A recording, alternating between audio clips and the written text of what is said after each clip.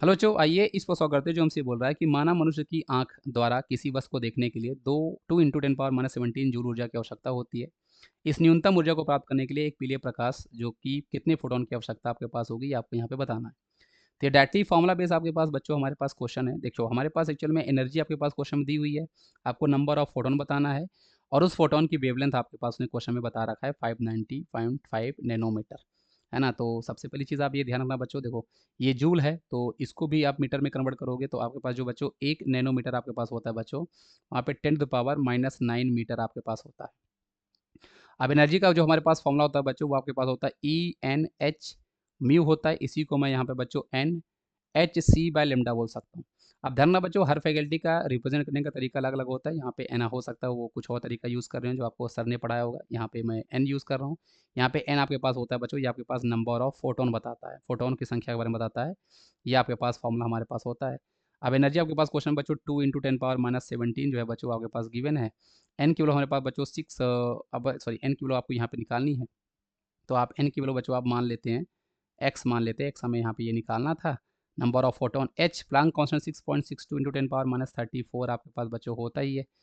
C speed of light आप बच्चों यहाँ पे 3 × 10⁸ मीटर पर सेकंड आप यहाँ पे लोगे ही। और जो आपके पास वेवलेंथ है बच्चों वो आपके पास 595.2 इंटू 10⁻⁻9 आपको करना पड़ेगा क्योंकि नैनोमीटर। अब देखो 10⁻⁻9 ऊपर जाएगा बच्चों तो ऐड होकर 17 बन जाएगा, तो ये 10⁻17 होगा, ये आपस में कैंसिल हो जाएंगे। आप साइंटिफिक नोटेशन को बच्चों आपको सॉल्व करना आना ही चाहिए, आपके लिए बहुत ही इंपॉर्टेंट है। आई होप आपको ये चीज़ समझ में आएगा। ये ऊपर जाएगा तो 17 बनेगा, +17 ये यहाँ से -17 होगा, तो ये पूरी चीज़ें आपस में अच्छा है कैंसिल हो रही हैं। तो आपके पास एक्स किलो जो आपके पास यहाँ पे आ रहा होगा, ये आपके पास 2 × 595.2 रहा होगा और डिवाइड बचा आपके पास यहाँ पे 6.62 × 3 आपके पास आया होगा।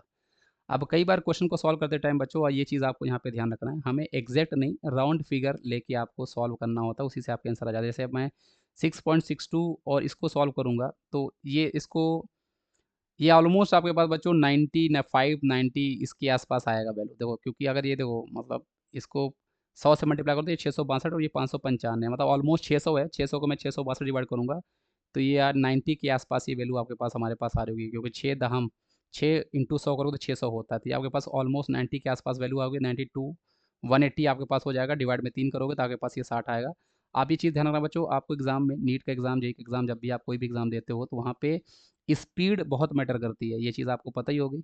तो राउंड फिगर करके कई सारे क्वेश्चंस को भी आप सॉल्व कर सकते हो, ये चीज़ भी आपको वहाँ पे आनी चाहिए। आई होप आपको कैलकुलेशन समझ में आया होगा और फॉर्मूला आपको समझ में आना चाहिए बच्चों, कौन से क्वेश्चन में कौन सा फॉर्मूला लगाना है। Thank you.